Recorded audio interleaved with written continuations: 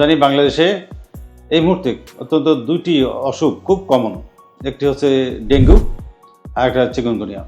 দুইটাই কিন্তু high raise of fever বা টেম্পারেচার অনেক বেশি থাকে শুরুতে। যে চিকুনগুনিয়ার কঠিন বা দুর্বোধ্য বিষয় হচ্ছে যে আর্থ্রাইটিস বা যে কোনো জায়গায় যে কোনো জয়েন্টে বা গিরায় বা হাঁটুতে বা অ্যাঙ্কেল জয়েন্টে বা শোল্ডার জয়েন্টে বা হাতের যে কোনো জয়েন্টে ব্যথা দিয়ে শুরু হয়।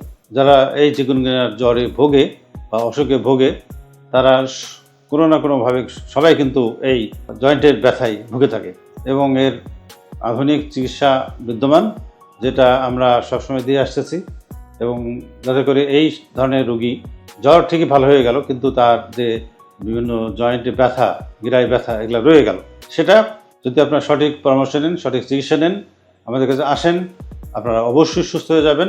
আপনাদের ধন্যবাদ। আসসালামু আলাইকুম।